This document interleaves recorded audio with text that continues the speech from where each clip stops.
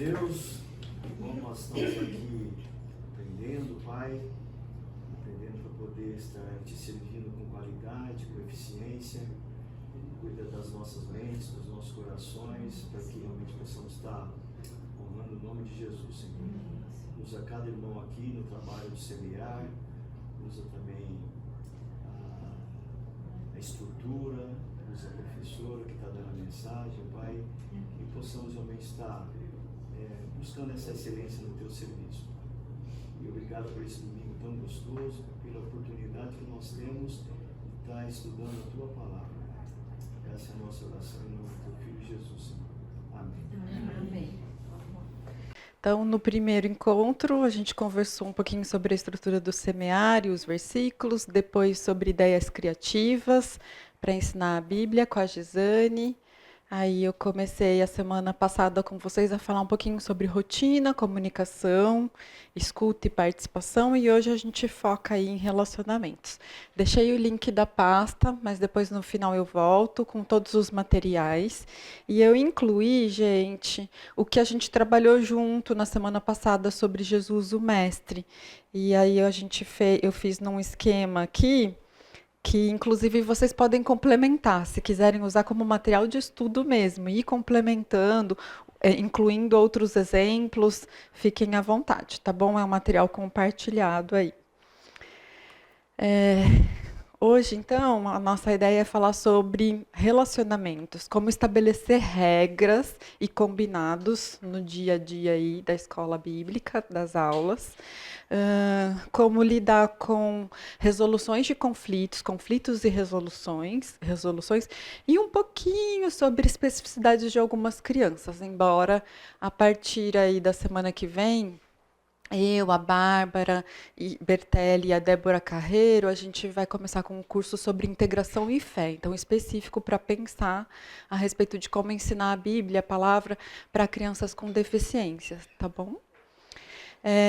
Eu quero destacar alguns pontos com vocês. Primeiro, a gente vai falar um pouco sobre características do desenvolvimento das crianças, para conseguir entender bem ali aquela faixa etária, quais são as habilidades com as quais a gente pode contar das crianças e quais questões ali daquela idade que podem interferir no planejamento da aula, tá? Depois, sobre estabelecimento de regras, conflitos e aí as mediações. Vamos começar um pouquinho sobre características de desenvolvimento. Tem muita coisa, gente. Eu não quero transformar numa aula de psicologia de desenvolvimento. Mas tem algumas referências que acho que podem ser interessantes. E vou explicar um pouquinho aí sobre esses processos. Fiquem à vontade para irem perguntando conforme as experiências de vocês. Aliás, um dos exercícios que a gente sugere é exercitar a observação com as crianças, né? Então, teve lá na sala de 8 anos, uma vez eu estava, o ano passado, então eles devem estar na de 9 agora. Eu fui observar durante o intervalo. E eles cantavam, até anotei, eles cantavam músicas, faziam provocações entre eles, musicais mesmo, né? Já trazendo alguns elementos, vamos dizer assim, de jogos de sexualidade, né? No sentido de papéis de gênero. E, às vezes, observando isso, dá para vocês linkarem ou com o tema da aula, ou usar, por exemplo, os ritmos, que é uma coisa que eles traziam, para... ou seja, que eles estão pedindo, dizendo que funciona para eles, trazer para a rotina da aula. Eles falavam uma música que era assim, ó. Eu vou usar fulana, em vez de colocar os nomes, né? Fulana tá apaixonada, tá apaixonada, ciclana tá apaixonada. Não, era fulana. Tá apaixonada. Foi ele sim, foi ele que deixou ela assim. E aí a gente vai pegando pistas, né? Ou outra brincadeira que apareceu na mesma situação é aquele não sabe, vai ter que aprender. Orelha de burro. Ah, parece fácil, mas é difícil. Eles vão complementando, né? Esse parece fácil, mas é difícil não é da minha época. Outra coisa que eu vi, eles fazendo comparações sobre, por exemplo, a altura. e se desafiando nesse sentido. Você se acha alto, mas eu sou mais forte, né? Então eles iam olhando ali, enfrentando, e aí eu falei de questões de sexualidade, porque o alto e o forte era entre menina e menino, tá? Ah, todo mundo participava da brincadeira? Não, mas dá pistas sobre o que está rolando ali, né? Vamos dar conta de tudo? Não, mas olhar isso pode ajudar um pouquinho, tá? Então vamos lá. Eu fico com o microfone, eu não respiro direito, porque parece que vai sair o barulho. De 0 a 2 anos, as principais formas de características de aprendizado das crianças são por exploração e imitação. Então, acho que eu comentei um pouquinho que é uma idade que eles pedem, você termina de fazer uma coisa, né, quem tem filho pequeno aí na cidade, ou neto, você termina de fazer uma coisa, eles falam, de novo, ou joga o corpinho, né, que é para fazer de novo. Outra vez, né? Então, eles tendem a repetir muito para prever o que vai acontecer depois. Outra coisa, eu falo, é um tal de vai e vem, e sobe e desce, puxa, empurra, entra, sai, põe e tira. Porque eles estão justamente, é uma idade em que eles aprendem muito com base no sensorial, nos sentidos e no motor. Né? Então, tem aí até autores que estudam desenvolvimento que falam que é uma idade sensório-motora. São os pedagogos aqui já, né? São as principais formas de aprender.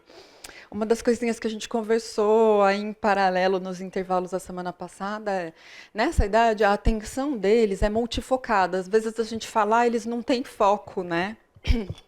Não, pelo contrário. Eles têm foco. O que as crianças nessa idade aprendem? O que o ser humano aprende e o modo de funcionamento do cérebro não vai acontecer nunca mais. Já foi, já era, porque a quantidade de informações que o cérebro é capaz de aprender, né, absorver e trabalhar, eu falo que se a gente continuasse com o cérebro de criança dessa idade, ia ser todo mundo ou gênio ou louco, ou as duas coisas junto. Né? Então é uma capacidade muito grande aí de focar. Só que a atenção ela é multifocada. Então é como se eles prestassem atenção em várias coisas ao mesmo tempo e eles alternam muito rápido. Então eles estão fazendo uma coisa ali. Aí eles largam, aí eles vão fazer outra coisa lá, e depois eles voltam, mexem naquilo de novo.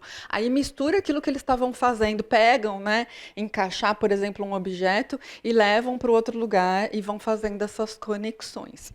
Então, uma das coisas que a gente estava conversando da semana passada às vezes a gente está ali contando uma história e aquela criança que está lá, levantando, mexendo em outra coisa, pode estar mais atenta do que aquela que de repente está sentada aqui, está meio só escutando, né? Quase que dormindo, desconectando aí desconectada talvez do que pode estar acontecendo, tá? Ou seja, se ela mantém os sentidos e o motor ativos, talvez ela consiga prestar mais atenção do que se ela estiver paradinha, sem usar essas duas vias de aprendizado que são fortes, tá? A imitação, e uma coisa da imitação é que a imitação, ela como que a gente sabe que é imitação? A criança faz as coisas alternadas, né? Então, outro dia eu estava vendo duas crianças entre 1 ano e meio e 2 e elas encostaram assim, ó, numa parede. Aí uma encostou, a outra olhou, veio, encostou também. Aí essa daqui fez assim, ó, agachou. Aí a outra agachou. Aí essa levantou. Aí essa levantou. Aí a outra agachou e levantou. Ela agachou e levantou. Elas alternam, não necessariamente elas fazem junto, tá? Por que eu estou dizendo isso?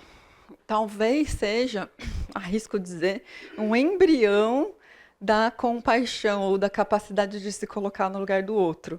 E às vezes a gente pode ver, como educador, a imitação de um jeito negativo, né? Um tá aprontando, vai lá, o outro apronta também. E pode ser, se a ação é negativa, é possível.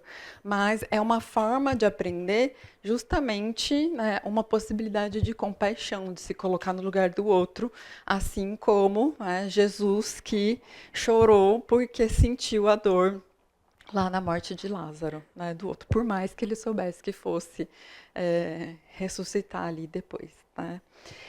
É, vai nessa faixa etária, gente, acontece muita coisa, então estou quase que pincelando. Tem muitos processos aí de desenvolvimento. Por exemplo, a gente fala lá entre 6 e 9 meses, não sei se vocês já ouviram falar de ansiedade de separação, alguém já? Ou angústia de separação, e às vezes a adaptação, por exemplo, pode ser mais fácil nessa idade. Por quê? Não é a separação em si, mas é porque a criança está construindo o que a gente chama de permanência do objeto. Então é assim, antes disso, tem processos, né? Não é uma chavinha que vira, mas antes disso é como se aquilo que a criança visse existisse. O que não está no campo de visão dela não existe. Em função do apego, do vínculo que ela tem com as pessoas conhecidas, ou seja, daquilo que ela reconhece visual e afetivamente, quando sai do campo de visão, perto dessa idade, ela começa a sentir falta, né? Ela começa a se importar. Cadê? Né? E aí sai, ela chora.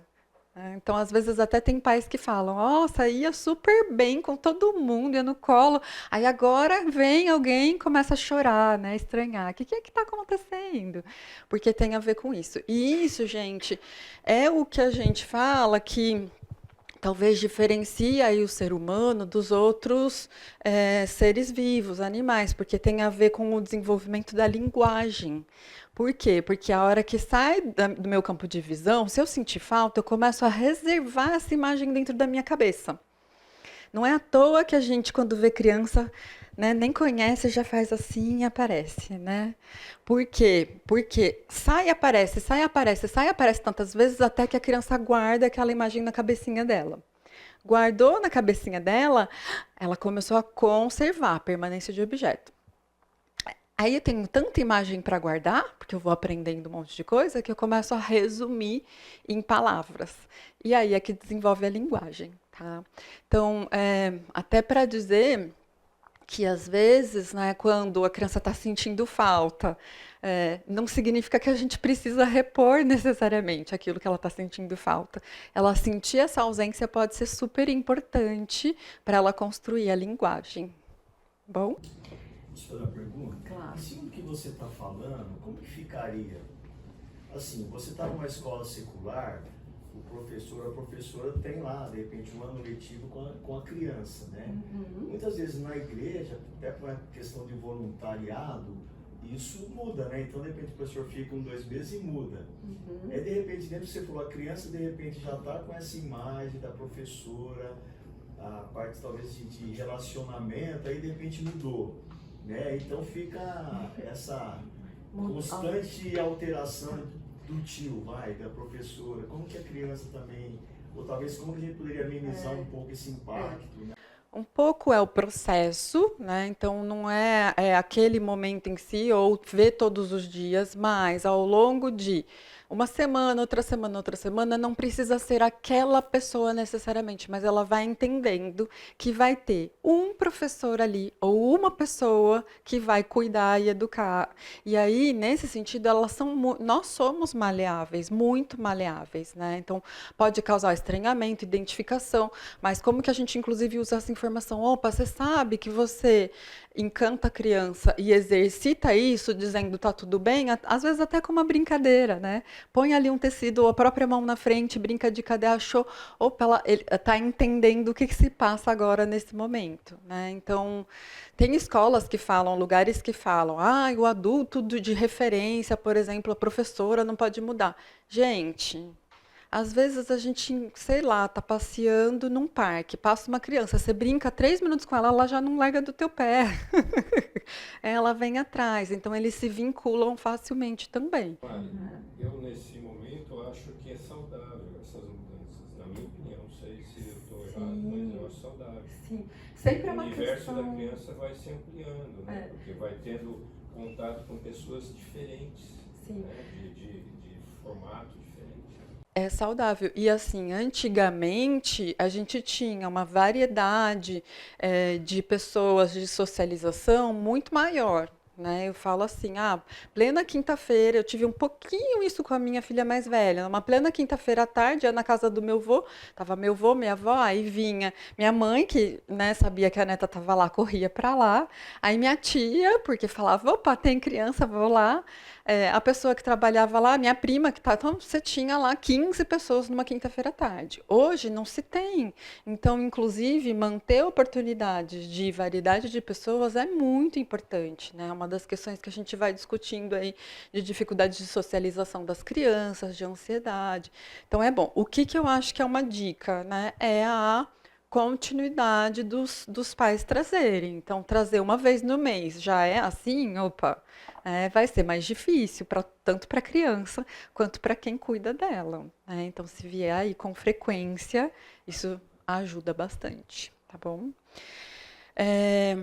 Quando aparece a linguagem, então a criança começa a nomear, além de fazer esse processo que eu falei de permanência de objeto e de linguagem, mas significa que ela começa a diferenciar ela dos outros e do mundo. Então, se isso tem nome, opa, é um nome para além de mim. Não sou eu. Isso sou eu, isso não sou eu. Então, elas começam a classificar o mundo também quando vem a linguagem, tá bom? E aí, opa, se o mundo é algo para além de mim mesmo, não está todo em função de mim, eles vão tentar controlar. Né? Não é à toa que perto dos 2 anos vem esse processo do desfraude, porque a criança tem que controlar, aprender a segurar e soltar. Então, algumas vezes nessa idade, a gente acha que a criança está testando a gente, né? A gente entra na equação depois, tá? Primeiro ela está testando o que ela é capaz de controlar, né? Quais são, o que as ações dela promovem no mundo. Contei para vocês a semana passada do bebê com a mãozinha? Acho que não, estou confundindo. Tem bebê pequeno, por exemplo, já fiz filmagem do bebê brincando com celofane. E aí a gente fala, bom, tá brincando com o celofane. O celofane cai e ele continua mexendo na mão. Por quê? Porque ele tá vendo, não o celofane, mas o que a mão dele faz. Né? E se a gente tiver um olhar de observação muito apurado, provavelmente é isso que a gente vai ver nas primeiras vezes. Então o bebê tá lá sentado no carrinho, aí ele pega uma bolinha, né, um chocalho, sei lá, uma chupeta e joga. Aí a gente vai lá, pega, devolve, né? Aí ele vai, joga de novo. Aí a gente fala, pega de novo. Aí ele joga de novo. Aí você fala, tá me testando. Mas na verdade, se eu olhar bem, a primeira vez que ele joga, provavelmente ele vai estar olhando para a própria mão.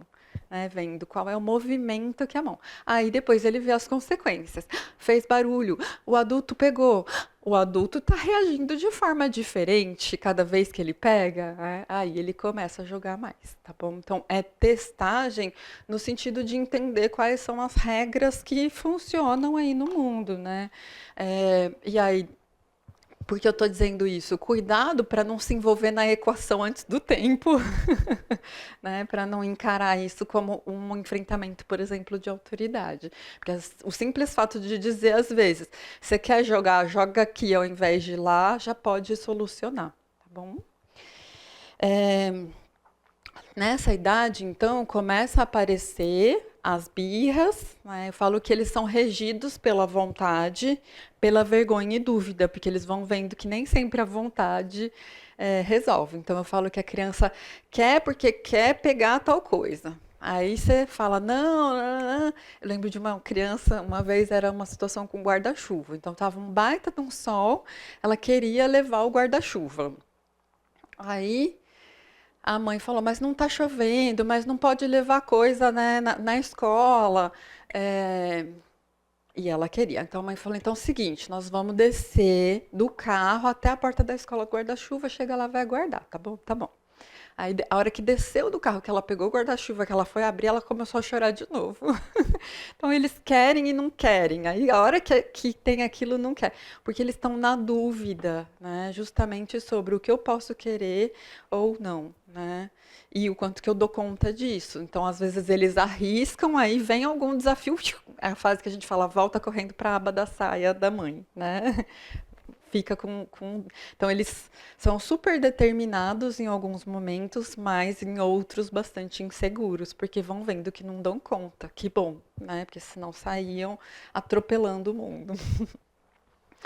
Então, 3 anos. E aí, gente, não olhem isso, não é matemático, né? Tão fechado. Então, por exemplo, quem dá aula na sala de 7 anos, dá uma olhadinha nos 6 e dá uma olhadinha nos 8. Tem coisas que são um pouco lineares do processo, mas as outras são mais difusas, dependem também da experiência da criança, e não só do biológico, do maturacional, tá? Nos 3 anos, além dessas formas de aprender por exploração, imitação e repetição, vem o fazer de conta, o jogo simbólico. Então, um jeito deles aprenderem e elaborarem é representar as coisas que eles vivem. Então, eles vão lá, começa a dar comidinha, né? Faz de conta que dá comidinha, dá colo, põe lá, tá brincando com uma vaquinha, fala, vai nanar, põe para dormir. Então, esse jogo simbólico. Esse jogo simbólico é um critério de desenvolvimento super importante. Então, uma criança que entre 2 e 3 anos não começou a apresentar jogo simbólico, opa, a gente pode começar a prestar atenção, se preocupar com o processo de desenvolvimento, tá bom? Com 3, e aí, nesse processo de 6 anos e 9 meses que eu falei lá, da construção da linguagem, tem a ver com a constituição de identidade. Então, ela se diferenciar, eu da minha mãe, sinto falta da minha mãe, sinto falta do meu pai. Vai tendo marcos no sentido da percepção de si. Por volta de 3 anos e meio, a gente tem um outro marco. Como surgiu essa parte do faz de conta, ou daquilo que não é concreto, que é simbólico, isso também acontece em termos da perspectiva psicológica. Então, a criança passa a ter uma dimensão de identidade que também é de como eu sinto as coisas no mundo. Então, elas podem passar por situações, crianças diferentes, passar por situações semelhantes e reagirem de forma completamente diferente. Mas agora se percebendo um pouco mais nisso, tá? Então, é a idade que os sentimentos ganham um leque. Então, antes era alegria, tristeza e raiva, né? Frustração, basicamente. Estou dando exemplos, tá? Agora começa a vir ciúmes, aí a criança começa a estranhar, porque antes até podia aparecer, mas para ela era tristeza. E aí ela começa a perceber que eu queria estar no lugar daquele lá. Eu não queria que ele fosse perto da minha professora, né? Então começa a ter, então é uma idade legal para trabalhar um pouco mais esses sentimentos, inclusive a partir das histórias e nomear, tá? Outra característica, como surge então esse jogo simbólico, a fantasia e a imaginação ficam muito ricas, tá?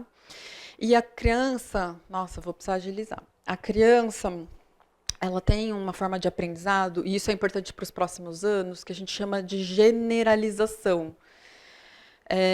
Que isso quer dizer? Ou egocentrismo. Eu aprendo a partir da minha própria experiência. Se é outra pessoa, vive uma experiência lá longe, alguém conta para ela, ela ainda não é capaz de aprender.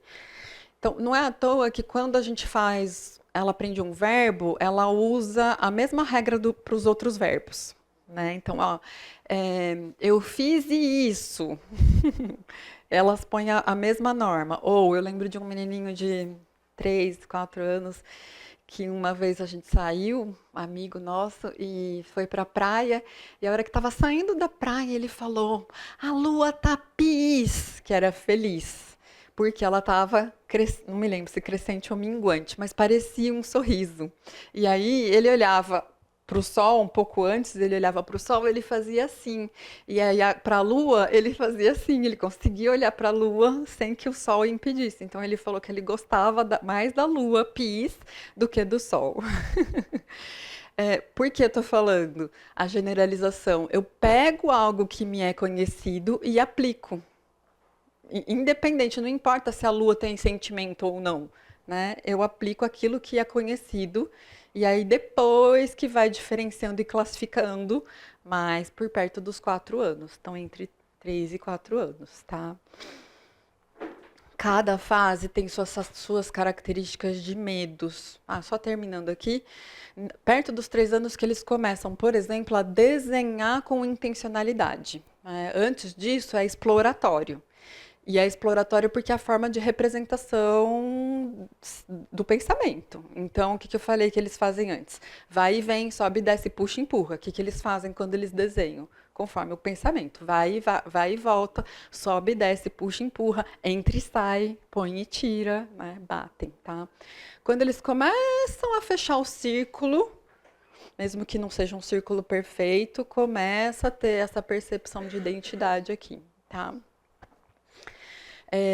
Até os 2 anos de idade, as crianças não têm norma nenhuma. Né? Anomia, ausência de norma. Então, elas não têm noção de regra. Né? E aí, lógico que a gente já vai falando, e aí elas vão sentindo. Por volta de 3 anos de idade, elas passam a ter o que a gente chama de heteronomia. Elas começam a entender que a regra vem de fora. Hétero, fora, diferente, nomia, norma. Então, que começa a vir de fora. Então, aí elas passam a obedecer um pouco mais, porque meu pai falou, porque minha mãe quer assim, né? Porque a professora disse que é assim, sem entender necessariamente a razão da regra, tá? Então, essa fase de heteronomia, ela é predominante na infância até por volta de 7 anos. E só entre 7 e 8 anos... A gente fala predominante, gente, porque é o modo principal de funcionamento. Não significa que não podem ter situações que eles conseguem entender a razão de regra, tá? Até porque, de novo, não é uma virada de chavinha. Então, a partir de 8 anos, que a gente consegue ser mais reflexivo com eles, né? Por que é errado mentir? Né? É errado mentir porque eu estou falando que é errado? Também, mas não só isso, né? Porque quando você mente, você desobedece a Deus, desagrada a Deus, porque você perde a confiança, isso quebra um vínculo, é um pecado, você quebra um vínculo, do mesmo jeito que você perde com Deus, você perde comigo, com os seus amigos, né? Aí você vai explicar isso antes? Vai, mas agora já dá para exigir mais deles aí por volta de 8 anos, tá? Medos, eles também vão mudando ao longo do desenvolvimento. Então, entre 0, 2 anos, até 3, os medos são mais sensoriais. Então, é o barulho que faz, que eu assusto, né? E que é desconhecido, por exemplo, ou a pessoa que é estranha, que é desconhecida. A partir de 4 anos, eles passam a ser medos mais imaginários. Então, eu estou com medo do monstro, eu estou com medo do bicho, e vem os sonhos, tá? Entre 5 mais para 6 anos, os medos são mais concretos, mesmo que não sejam muito definidos. Por exemplo, medo do escuro, medo de ficar sozinho, medo que os pais morram, né? Outra característica interessante é que por volta aí de 5 anos, eles começam a se fazer perguntas mais profundas. Então, antes os porquês eram por quê o tempo todo, mas sem aprofundar, alternando os porquês. Perto de 5, 6 anos, eles começam a fazer perguntas do porquê, mas aí eles querem entender mais a fundo. Né? Mas como é que... E o que acontece, então, depois que morre? Como é que faz? Mas se eu teve uma criança nessa idade que foi discutir comigo a diferença entre infinito e eternidade. Porque ela falava assim, se é infinito, teve um começo.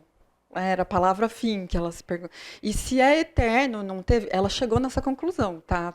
Se é eterno, significa que não tem começo nem fim. Olha, gente, que fantástico, né? Ela, ela tem uma hipótese de altas habilidades, tá? Não esperem essas perguntas e reflexões, embora eles nos surpreendam muitas vezes, né? Perto dos 5 anos é a primeira fase. Tem muita gente que fala os Terrible 2, Terrible 3, né? Eu falo que se a gente quiser, a gente põe Terrible em todos. Mas por volta dos 5 anos é uma fase meio de mini adolescência. A gente fala da primeiríssima infância até os 3 anos, da primeira infância até os 5 anos. O que acontece? Eles passam a entender que as pequenas coisas que eles faziam não são mais tão comemoradas, eles começam a ser exigidos. Então, antes eles falavam uma gracinha, todo mundo, que lindo, né? Agora eles falam uma gracinha, eles falam, não, pera lá, mas você, né? Começa a exigir um pouco mais. E aí eles sentem isso. Do mesmo jeito que começa a cair os dentes. Então, opa, eu estou deixando as coisas que são passageiras e passando a me estruturar enquanto pessoa de forma um pouco mais permanente. Né? Vão abandonando a primeira infância aí, tá? Então, são idades que eles são mais intensos emocionalmente, ou eu diria dramáticos. Né? Então, aconteceu alguma coisa, eles falam, nossa, hoje é o pior dia da minha vida. Aí, dali a pouco, chegou um amigo que fazia tempo que eles não viam. Hoje é o melhor dia da minha vida. Né? Outra coisa que acontece a consciência deles é muito mais ampla do que a capacidade de realização. Acho que eu dei o exemplo a semana passada, né, de uma criança que faz assim. Quando a minha mãe faz assim com o nariz, né, e sai de perto que ela tá brava. Mas na hora de desenhar, eles não conseguem desenhar esse detalhe, né? E aí eles ficam incomodados. Então eles falam, não consigo, rasga o papel e joga fora. Né? Isso é bem comum entre 5 e depois por volta aqui de 8, 9 anos, mais ou menos. Tá? Só que de 8, 9 anos, aí eles falam, eu sou burro. Aí já é mais, não é eu consigo a coisa, já generaliza para a identidade. Tá? Deixa eu ir pulando algumas coisas que depois vocês ficam com esse quadro, né? Em termos de relacionamento, os pequenininhos, eles brincam paralelo e vão alternando, mas eles ainda não são capazes de brincar junto. Por volta de 4 a 5 anos, eles começam a sustentar a brincadeira juntos do começo ao fim. Então já tem um pouquinho mais de parceria e de cooperação. Aí eles já fazem o faz de conta. Finge que você é meu irmão. Agora finge que você quebrou o pé. Agora finge que a gente vai. Às vezes tem uma idade que eles até precisam falar o finge que é para não se misturar tanto com o personagem, né? E a cooperação mesmo, principiante, mais reflexiva, de mais parceria e que não visa só a imposição das próprias vontades, ela vai aparecer aqui, por volta de 8 anos, tá bom? Entre 7 e 8 anos. Ou seja, com uma maior capacidade de abrir mão dos próprios desejos para chegar em algum trabalho em comum, resultado que a gente precisa chegar junto, tá bom? A alfabetização, gente, teoricamente, a partir dos 7 anos, que isso em termos curriculares é para ser trabalhado. Tá? A gente consegue alfabetizar, se a gente quiser, criança de 3, 4 anos, mas a que custo? Ela deixa, por exemplo, de investir na linguagem de expressão gráfica. Então, teoricamente, as escolas vão trabalhar isso por volta dos 7 anos. É comum hoje as escolas trabalharem primeiro com letra bastão. Entre 6 e 7, né? Porque aí depende da data de corte. Com letra bastão. Se as crianças tiverem dificuldades, ou ortografia, por exemplo, a gente só consegue cobrar por volta de 9 anos. Então, ok, entre 6 e 7 anos, às vezes até 5, elas já sabem ler e escrever, mas cuidado com atividades que exijam ou dependam disso para elas conseguirem dar conta, né? Se a gente tiver, por exemplo, criança com uma dislexia, ou alguma questão auditiva, isso aqui pode ser um empecilho para ela. Aí é importante pensar em adaptações. Então, de fato, atividades que eles vão depender de conseguir ler para trabalhar, pensem aqui para 8, 9 anos, tá? O que não significa que não deve usar antes, deve. Bom. Só nos 5, 6 anos, gente, eles até já passam a ter uma noção de regras e até um compromisso. Então, perto dos 6 anos, eles falam: isso não é justo, você fez isso por querer. E a pessoa está pedindo desculpa, né? Não, eu não tinha intenção. E ele fala: você fez por querer. Ainda é difícil para eles diferenciar a intenção, por mais que eles entendam a regra. Então, eles estão jogando um jogo, eles jogam numa boa. Até a hora que o dado deles cai com o número 1. Aí eles falam: esbarrou ali, não valeu, vou jogar de novo, né? Ou se a gente faz uma regra, por exemplo, ó, pessoal, vamos deixar esse pote cheio de lápis aqui e ninguém tira do lugar, que é para todo mundo alcançar, combinado? Combinado. Aí eu, para alcançar o copo, eu faço assim, ó, o lápis, né? Faço assim. Eu não tirei do lugar, né? Mas quando o meu amigo faz assim, não pode tirar do lugar. Então ele já tem a noção de regra, mas ela ainda negocia com a própria vontade, tá bom? Por volta aí de 7, 8 anos já dá pra gente esperar deles que eles até abram mão dos ganhos. Então, antes disso, quanto mais jogos cooperativos vocês tiverem, melhor. Né? Ou jogos que envolvam sorte e azar, como, por exemplo, o dado. Né? E aí, a partir de 7, 8 anos, já dá para usar um pouquinho mais dos competitivos nesse sentido de ganhos e perdas, que podem ser controlados, estratégicos, tá bom? Que mais? Entre 11 e 13 anos, eles passam a ter o que a gente chama de reversibilidade de pensamento. Ou seja, eles começam a aprender formalmente, sem precisar imaginar isso concretamente. Porque primeiro eles precisam concretamente viver, e aí só pensamento formal concreto, e aí só aqui por volta de 11, 13 anos, eu não preciso ver e nem imaginar, e ainda assim eu consigo resolver. Tá? Eu consigo fazer, por exemplo, uma conta de divisão sem ter que pensar em todas as balinhas que estão ali e imaginar isso concretamente.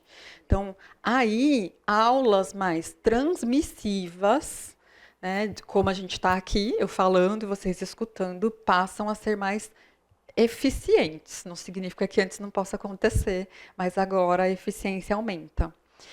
E não é à toa que, destaque aqui, qual é a primeira referência depois do nascimento de Jesus que tem dele, quando criança? Tem a apresentação no templo. Que aí ele fica lá, fazendo o quê que ele fica? Que aí eles vão, Maria, a família vai embora, aí se dá conta que ele não está junto, volta, o que ele estava fazendo? Conversando, fazendo perguntas. E todo mundo ficou admirado com o conhecimento que ele trazia. Vamos ler esse trechinho aqui, ó? Lucas 2, 41, 51. Alguém lê?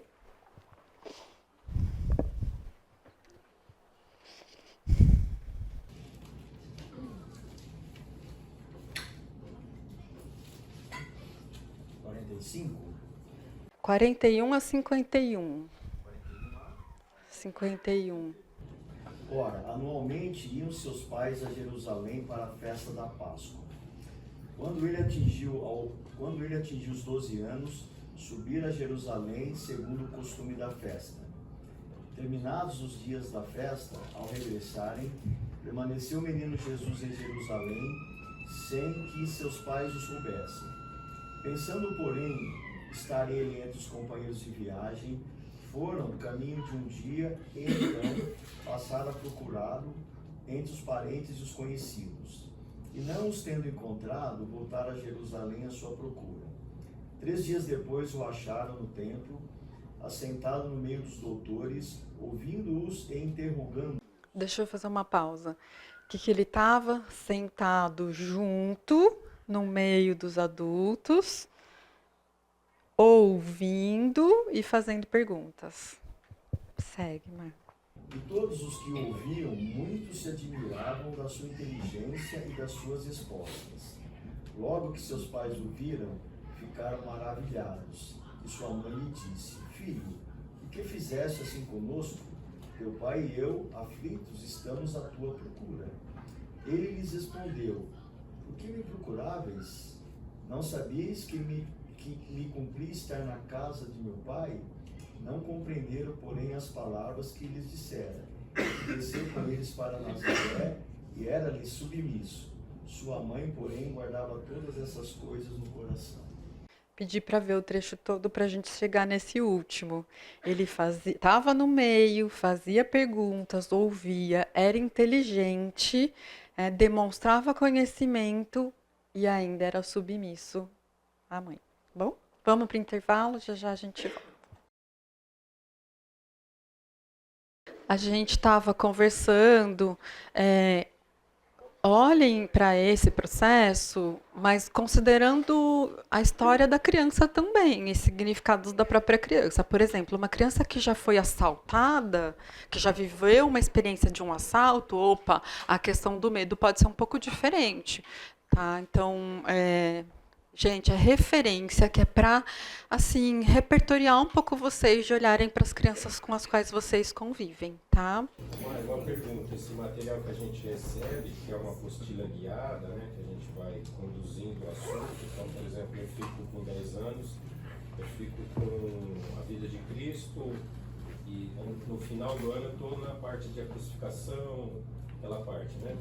Esse material, ele considera essas características de desenvolvimento também, ou o material que está disponível para audiovisual, ou não tem nada a ver?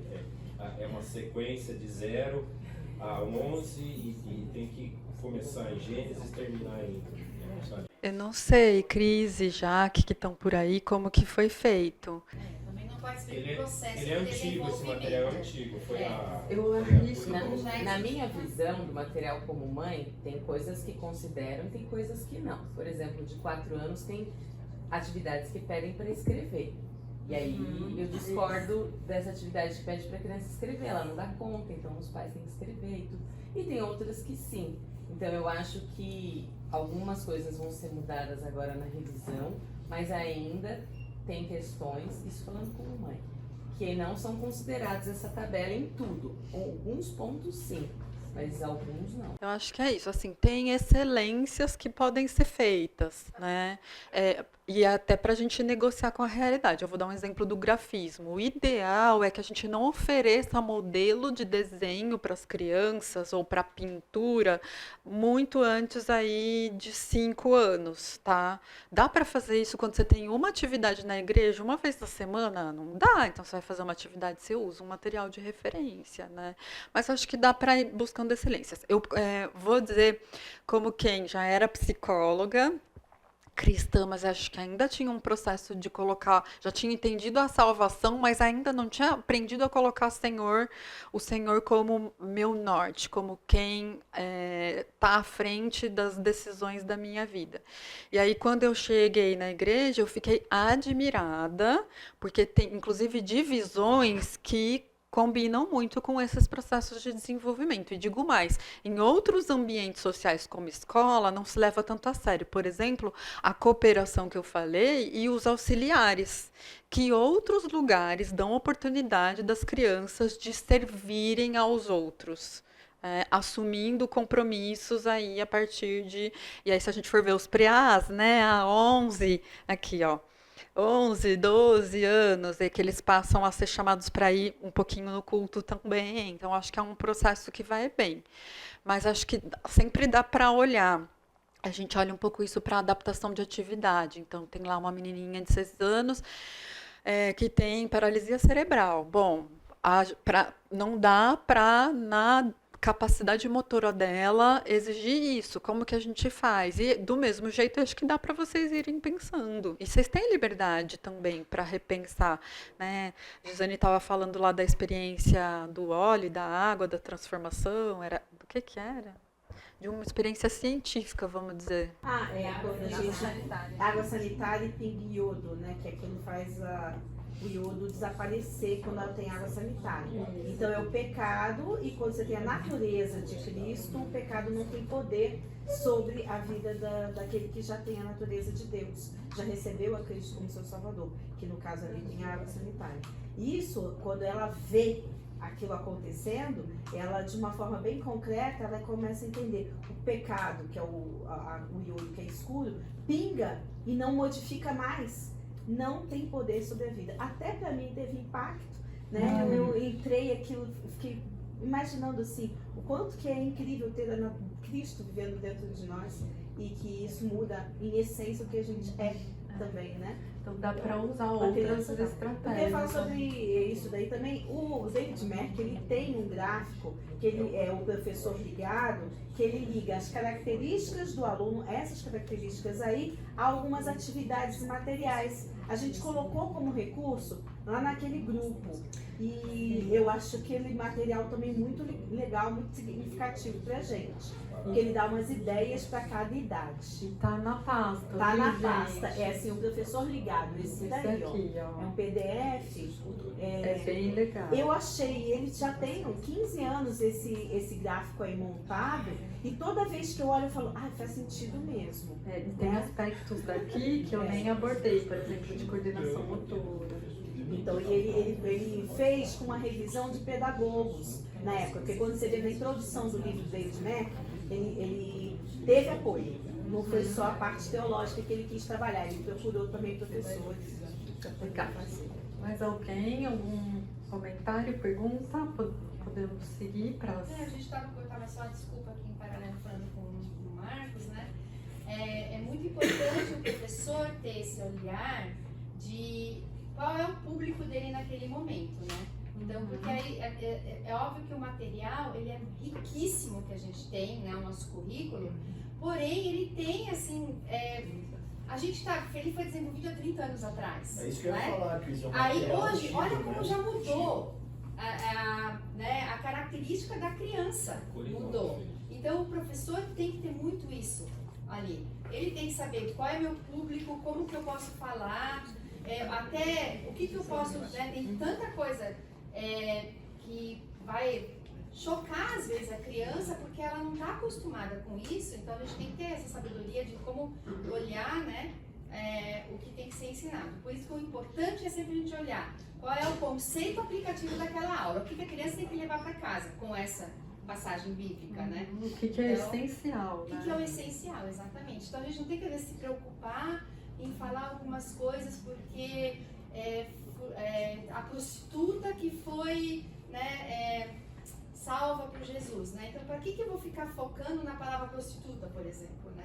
Sendo que o foco é a salvação de Cristo para todos os pecadores, né? Então, botar foco nisso. Nesse sentido. Bom, então as regras nesse sentido, elas vão ajudar a dar segurança para o cotidiano funcionar bem, tá? Junto ali com as crianças. E eu trouxe um pouco das características para vocês também irem entendendo quanto que eles vão dar conta ou não. Então, é super importante estabelecer regras, mas vocês não vão com a expectativa de que todo mundo vai fazer. A gente vai, às vezes, dizendo, tomara que hoje não aconteça nada, né? Siga tudo redondinho. Não vai. Entende que se acontecer alguma coisa fora do prumo, tem algum propósito e mora uma oportunidade aí, né? Bom, para as crianças é importante guiar as regras primeiro pelo que se espera, pelo que se oferece e depois pelas restrições. Então, outro dia, uma pessoa estava me contando que foi num passeio, acho que era uma espécie de um zoológico, com um grupo de crianças de 9 anos. Aí chegou lá, eles iam passar por uma ponte de madeira. Aí chegou na ponte, o monitor do lugar falou: gente, aqui não é para fazer tatatã, não é para subir, não é para pular, não é para balançar, não é para, não é. A hora que terminou, a professora que estava junto falou: deu todas as ideias para eles, né? Não estou dizendo que não precisa falar, tem hora que a gente tem que falar, isso não é para fazer. Mas é importante que a gente oriente o que eles podem fazer. E eu vou fazer uma metáfora aqui. Vamos abrir Gênesis 2, 5, 9, ler junto? Mas você pode repetir pelo que se espera depois. Pelo que se espera que elas devem fazer. E depois você traz alguma restrição, a clareza do não.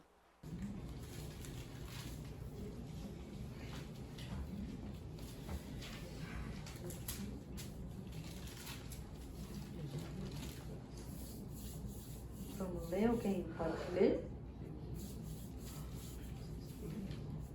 Ainda não tinha brotado nenhum arbusto no campo e nenhuma planta havia germinado, porque o Senhor Deus ainda não tinha feito chover sobre a terra. E também não havia homem para cultivar o solo. Todavia, brotava a água da terra e irrigava toda a superfície do solo. Então o Senhor Deus formou o homem do pó da terra e soprou em suas narinas o fôlego de vida. E o homem se tornou um ser vivente. Ora, o Senhor Deus tinha plantado um jardim no Éden para os lados do leste, e ali colocou o homem que formara. O Senhor Deus fez nascer então do solo todo tipo de árvores agradáveis aos olhos e boas para o alimento. E no meio do jardim estavam a árvore da vida e a árvore do conhecimento do bem e do mal. Aí ele fala de todos os rios, e agora a gente vai pular para o 15. Você continua? Continuo. O Senhor Deus colocou o homem no jardim do Éden para cuidar dele e cultivá-lo. E o Senhor Deus ordenou ao homem: coma livremente de qualquer árvore do jardim, mas não coma da árvore do conhecimento do bem e do mal, porque no dia em que dela comer, certamente você morrerá. Então, primeiro, né, ele fez ali o jardim, deu ao homem e disse: coma livremente de todas as árvores. Primeiro, o que é dado, o que é ofertado, qual que é o teu ganho, né? O que eu fiz para você, o que eu tenho para te oferecer. E depois ele fala: dessa tu não come. Tá bom? Especialmente com as crianças pequenas, que elas precisam estar conectadas com a esperança, porque elas ainda não dão conta, né, de entender as mortes. Joia?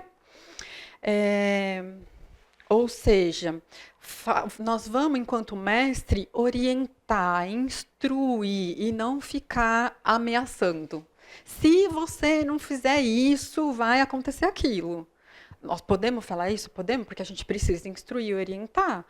Mas quando você faz isso, acontece tal coisa. Será que esse é o melhor caminho? Deus deu o livre-arbítrio. Poderia talvez ter sido, né, interessante dizer: esse é o caminho bom, o certo comigo, nem dá outra opção, mas ele não estaria sendo justo e estaria nos escravizando pela vontade dele, não pela nossa. Então tem que dar a oportunidade da escolha. Primeiro diz o que você tem de ganho, né? O que tem de oferecer. Na semana passada a gente falou sobre rotina. A rotina é regra. Já é elaboração de regra. As coisas aqui vão funcionar desse jeito, assim, assim, assado. É a organização do cotidiano, do dia. Já é um jeito. E trouxe isso porque não necessariamente a gente precisa nomear como palavra regra. Vamos pensar nas vezes que Deus fez, ou Jesus, né, fez ali ordenanças para a gente. Não necessariamente falou: isto é lei. Algumas vezes sim, mas nem sempre. Tá?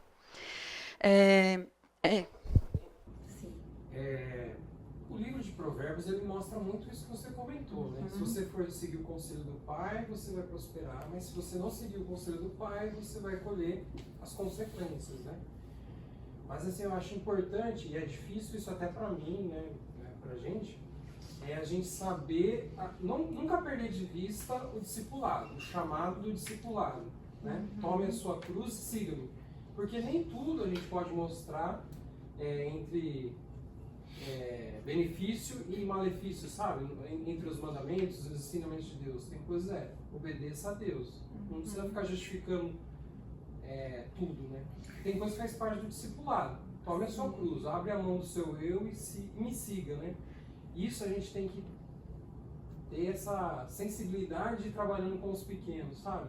Porque senão a gente sempre fica nesse positivo, negativo. Isso, às vezes a gente escuta muita gente falando, a criança precisa entender tudo o que ela tem que fazer para cooperar. Gente, nós estamos descendo do carro, corre risco de assalto. Você vai explicar para a criança que ela tem que entrar rápido? Não, é ali na marra, se for o caso, né? Porque a gente ainda é responsável, especialmente nessa idade, por uma série de questões ali. Então, não precisa explicar. Isso eu também ia trazer um ponto, vou adiantar, que é cuidado, porque às vezes a gente entra no receio de perder o poder ou a autoridade, ou na disputa de poder. Então, por exemplo, às vezes a gente fica repetindo o comando, pode ser uma coisa simples, do tipo, senta aqui agora, senta aqui agora, senta aqui agora, já falei para você sentar, senta aqui agora. Quando você fala uma vez, ok, você comunicou. Talvez, tem criança que não precisava nem ter falado, já sacou que era a hora de sentar e ela ficou em pé, ok. Na segunda vez, você se certifica de que a criança entendeu. Acabei de te falar uma coisa. Você lembra que coisa que é? Não, não lembro. Eu falei para você sentar. O que você precisa fazer então? Eu devolvo para a criança às vezes. Até ela repetir. Ela repetiu, eu tenho certeza que ela entendeu. Na terceira vez você não vai mais falar. Você vai talvez já tomar alguma atitude que contribua, né, com a manutenção daquilo que você comandou. Porque se você fica falando, você perde a autoridade. Você acabou de dizer que o que você falou não teve valor. E aí você fala de novo, fala de novo. Então, falou, faz acontecer. Falou, tem certeza que a criança entendeu? Faz acontecer. Antes que você perca a paciência e vai entrar ali, vai irar, né? Acho que também puxando, né? Na verdade, fiz um gancho do que você trouxe. Para as crianças, a gente estava falando da linguagem concreta, algumas vezes é importante dar visibilidade para essas regras, elas serem concretas. Então, por exemplo, a rotina, se tiver uma rotina visual, ajuda. Ou a própria visibilidade em termos de comunicação, né? É o que eu acabei de falar. Tem criança que já saca que aquilo não se deve fazer. E você não precisa ficar falando. Tem criança que você precisa dizer, isso não é bacana fazer.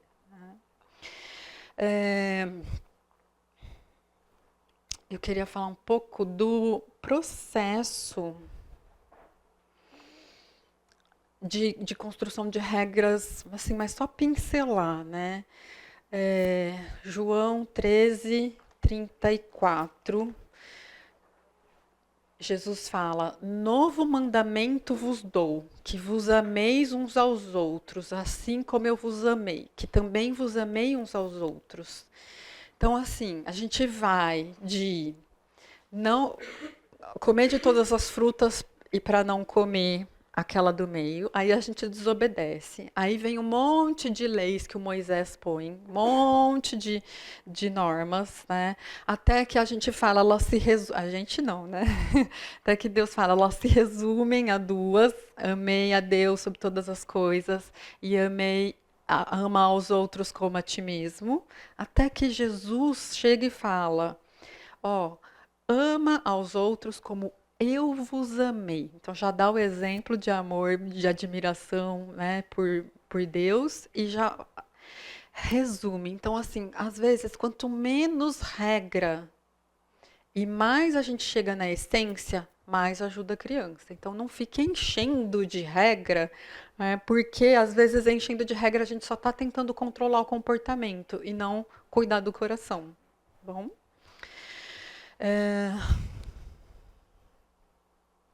Eu trouxe João 15, 12, 15. Fazeis o que vos mando, amigos e não servos que não sabem o que o Senhor faz.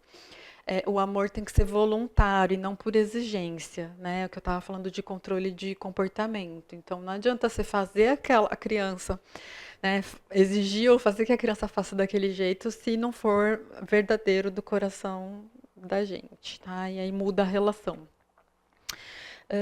A gente falou um pouquinho, explicar os motivos ajuda a construir a autoridade de sabedoria. Então, a criança entende que tem sabedoria em você enquanto figura de autoridade, e aí ela é mais propensa, mas não precisa ficar explicando sempre. Gênesis 2,17. Porque no dia em que dela comerdes, certamente morrerás. Jesus explica pra gente lá.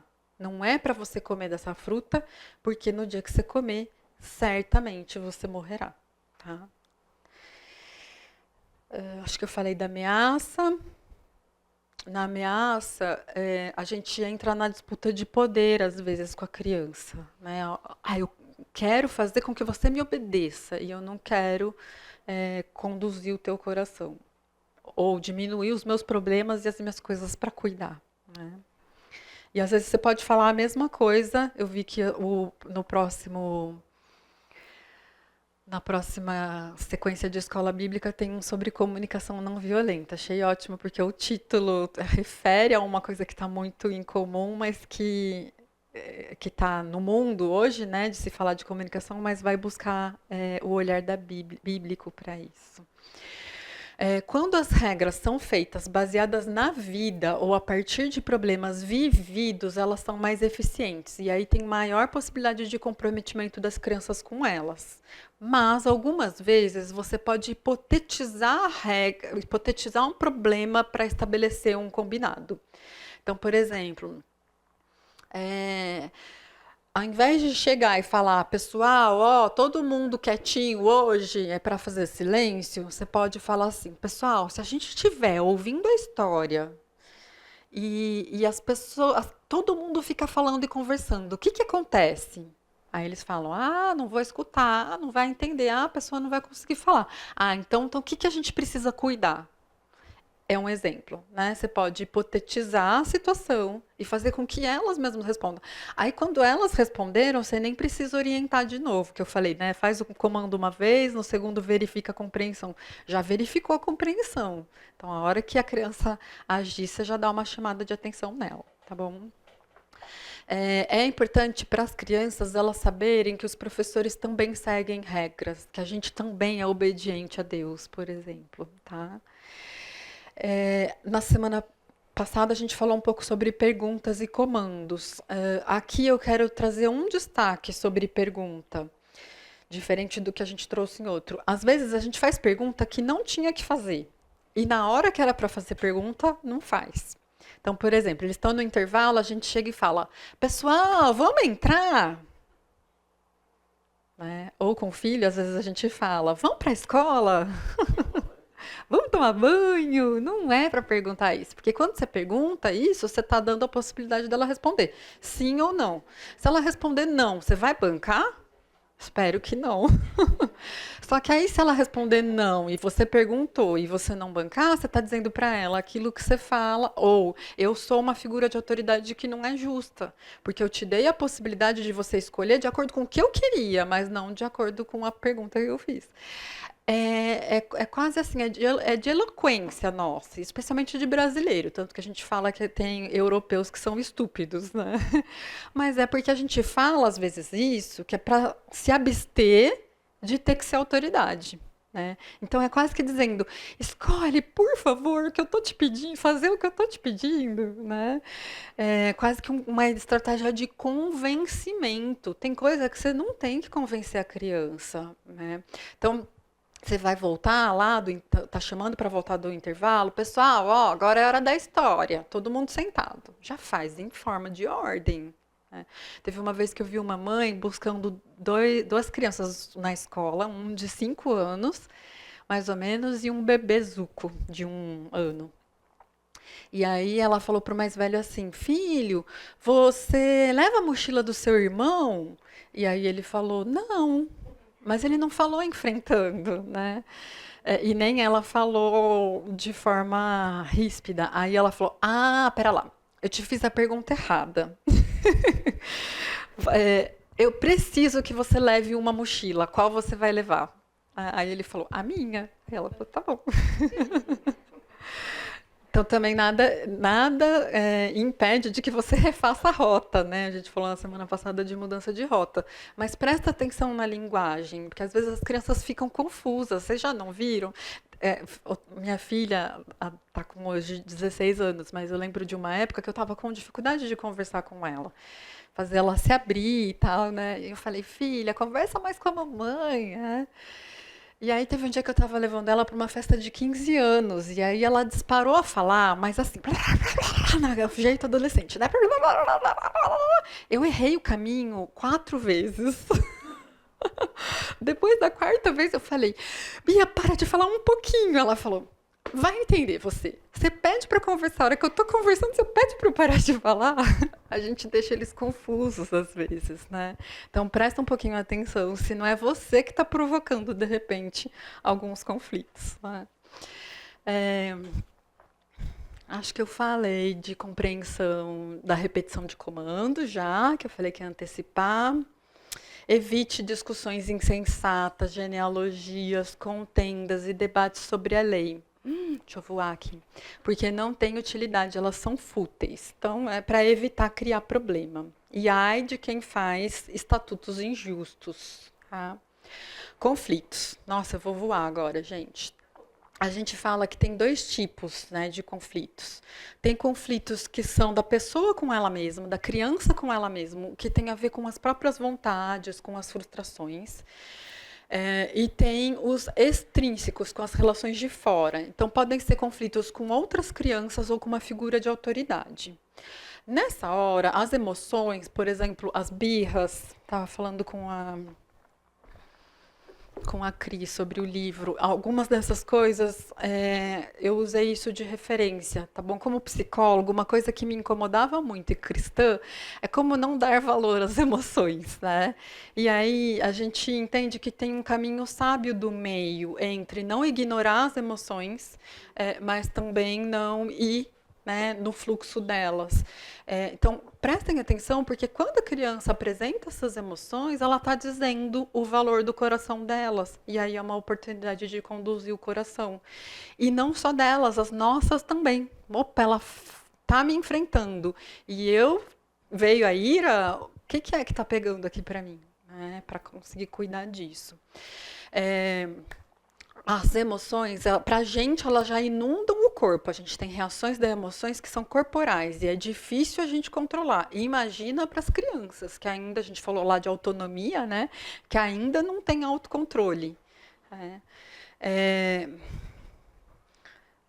São oportunidades da gente crescer, não só na nossa maturidade e no amor, mas também nos relacionamentos. E não só com as crianças, mas no nosso relacionamento com Deus, quando a gente olha para as nossas emoções diante das crianças. Então, ter compaixão, paciência. Qual é a raiz da palavra paciência? Vocês sabem? Raiz semântica da palavra paciência? Vou chutar, tem alguma coisa a ver com paz? Tem alguma coisa a ver com paz, mas talvez isso complique. O que significa paz? Na raiz semântica. Ausência de conflitos? Não. Pelo contrário. Sério? Tem mais a ver com compaixão, paz, a capacidade de suportar a dor. Quem evita conflitos não é um pacificador. Não necessariamente, porque vai no outro extremo, né? A gente, é o que eu estava falando, vai para a aula querendo que não aconteça nada, mas vou esticar aqui, né? Paz não é a ausência de conflitos, mas onde a gente encontra paz? No príncipe da paz, né? Em Jesus e em Deus. Vamos voltar lá. A gente previne conflito primeiro com o clima. Então, e aí vamos fazer a metáfora com a mulher virtuosa, né? Se a casa ela é harmoniosa, ela não é um ambiente de discussões, ela existe um cuidado, existe o aquecimento que vai escolher lá e fazer as roupas quentes e de melhor qualidade. Existe um cuidado, inclusive, com a excelência e com a qualidade. Disposição, diligência, acorda cedo, é a última a apagar a luz, porque ainda está trabalhando para cuidar da casa. A gente, enquanto igreja, é a noiva. Né? E aí, no ambiente, é manter esse clima de uma casa que é cuidado, que é planejado, que tem dedicação. E isso vai favorecer o bem-estar. Vem naquela pergunta lá do começo, né? E para a criança que ainda está constituindo o vínculo, bom, se ela percebe que nesse ambiente tem esse cuidado, ela provavelmente vai... Talvez ela precise de um tempinho para perceber, mas vai entender que sai coisa boa daqui e vai estar mais disposta a cooperar. As regras têm que ser claras. Acho que a gente já falou um pouco da visibilidade. Nos conflitos, né? Na hora que acontece o conflito, você tem que deixar claro. Antes, você não precisa necessariamente, mas na hora que acontece, você tem que deixar claro. Ó, não pode machucar o outro. Aqui não pode machucar? Não, não é aqui. Em lugar nenhum você deve machucar o outro. Então tem que ser bem claro. Isso não, mas espera lá, vamos entender. Outra coisa que ajuda é a gente prestar atenção no rótulo ou no significado que tem das crianças. Na semana passada a gente falou, eu caracterizei aqui, né, uma criança, sei lá, de 11, 12 anos que a gente fala e ela fazendo careta. E ainda ressaltei, cuidado, porque não é essa visão que a gente tem de uma criança de 11, 12 anos. Se a gente vai com a visão de, eles são terríveis, que nem os Terrible 2, 3, 4, é quase que profecia autorrealizadora, especialmente se você é um adulto de referência. Você está chamando eles para fazer as coisas erradas, ao invés de chamar para serem boas pessoas, porque eles já têm o pecado, né, no coração. Então, chama para... acredita para que eles respondam de forma positiva. Mas presta atenção, porque às vezes a gente não se dá conta, mas a gente chega lá e fala, ixi, esse daí é terrível. Falou que a criança não precisa escutar. Ela sente, acho que até o pensamento. Falo que ela deve sentir cheiro de hormônio. Outra coisa que evita conflito, a gente falou um pouquinho, não colocar em situação de destaque ou de competição. Então, se a gente faz perguntas que a criança sempre queira ser a melhor, ou coloca em situação de ajudante, de privilégio, vai gerar disputa entre elas. Então, às vezes, ela está bem com o professor, mas ela vai se colocar em situações de conflitos com os amigos. Ou ela vai estar mais preocupada em agradar ou com a imagem do que, de fato, com as mensagens e a comunicação aí que a gente está passando. Então, cuidado para não gerar competição e cuidado para não expor. A mesma regra que a gente fala, né? Você viu um pecado de um irmão, vai lá, tendes com ele primeiro, né? Depois, conversou, não funcionou, vai, chama alguém junto. Conversou, não funcionou, chama alguém de autoridade. Com as crianças também tentem fazer isso, de não expor em relação aos outros. Teve uma situação que eu vi aqui no cultinho, uma criança falou, eu não sei o quê, porque eu não escutei. Mas o professor escutou. Eu imagino, sei lá, que foi um palavrão. Tá? Falou alguma coisa que foi desrespeitosa. E o professor chamou a atenção dele. Aí o amigo do lado falou assim, que foi que ele falou? Aí ele falou assim, que bom que você não escutou, porque não foi bacana e a gente não vai repetir. Mas fica tranquilo que eu estou cuidando disso com ele. Então ele diz, fica no teu lugarzinho, porque basta ele saber o que é que ele falou e orientar. Então, sejam cuidadosos com isso, porque senão fica mais difícil a criança reconhecer e mudar. Se os amigos também acham que ele é terrível, fica mais difícil ainda ele transformar o comportamento aí dele. Antecipações, as que a gente faz, e aí vou jogar um pouco para os pequenos, às vezes elas geram um conflito ao invés de prevenir. Então, por exemplo, eles estão pegando o brinquedo. Se a gente fala assim, ele pegou primeiro, a gente vai instigar a disputa, porque da próxima vez eles vão querer pegar primeiro. Tá errado falar isso? Não, é um cuidado e uma regra social. Mas primeiro não é necessariamente prioridade.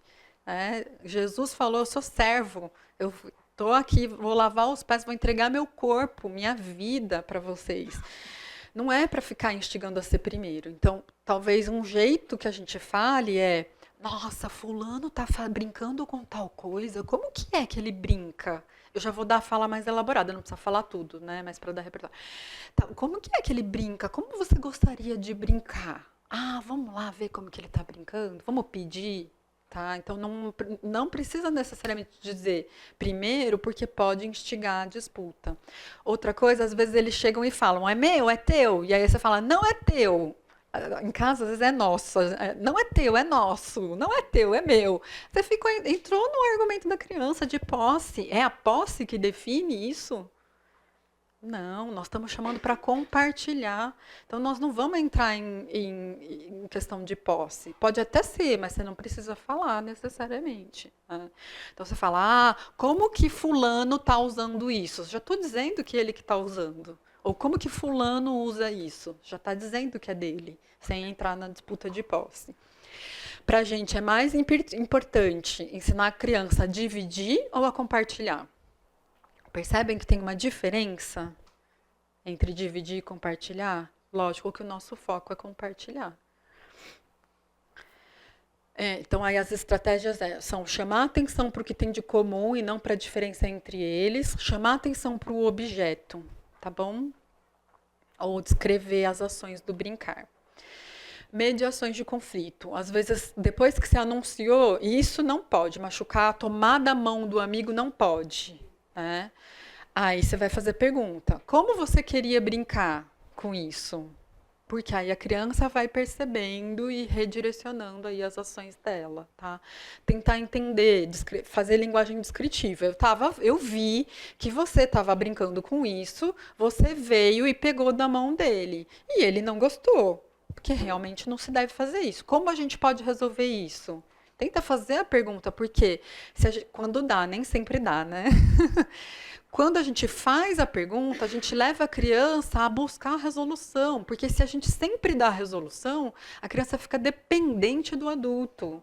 Então aí ela vem e fala, fulano sentou no meu lugar. Aí você vai lá e fala, fulano, sai daí. Se você for resolver todas essas situações, você não vai fazer mais nada.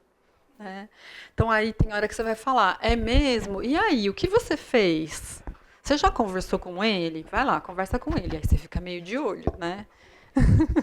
Ou então você pode dar um modelo de como conversar, tá? E aí depois, se tem criança que fala, não consigo. Aí você fala, então vamos lá falar junto. Aí às vezes uma estratégia que eu faço, eu me confundo com o que eu estou falando. Fulano falou que ele estava sentado aqui. Era aqui mesmo ou era aqui? Não. Aí ele fala, não, era aqui. Aí ele começa a falar também, tá bom? Até desenvolver autonomia. E, por último, observa os relacionamentos das crianças. Eu dei o exemplo lá de 8 anos, porque isso vai dar pistas de como até você trabalhar os conteúdos. Tem alguém tirando foto? Eu deixei algumas referências de versículos bíblicos aí, no sentido de como mediar os conflitos, mas tudo que a gente estuda sobre resolução de conflitos, acho que alguém falou aqui, né? Pacificador não necessariamente traz paz, resolve. Aplica. E aí a gente pensar em como fazer essa aplicabilidade. Seja pronto para ouvir, tardio para falar, tardio para se irar.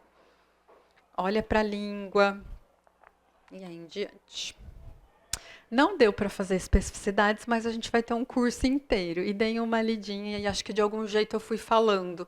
O que eu comentei com vocês lá até na semana passada essas dicas que eu dei valem todas para todas as crianças. Elas já são dicas de acessibilidade, tá? Sem necessariamente destacar as deficiências das crianças. Bem? Alguém pode fazer uma oração? Eu posso. Pai, muito obrigada por esse dia. Obrigada, Pai, pela vida de cada professor que pôde nos orientar. Formas criativas, formas assertivas de como agir em sala de aula, e nós entregamos nas tuas mãos o nosso trabalho, Pai. Que o Senhor possa discernir, ajudar a cada professor, cada monitor, cada pessoa que serve, Pai, com crianças, a ter sabedoria de como tratar, de como agir, de como direcionar essas crianças, sendo sempre apoio para essas famílias e que as famílias, Pai, tenham consciência do privilégio e responsabilidade que têm diante do ensino da Tua Palavra. Muito obrigada, Senhor, por esse tempo, por esse curso, que o Senhor nos ajude a aproveitá-lo da melhor maneira para a Tua honra e glória. Cuida do nosso domingo, em nome de Jesus, amém. Amém.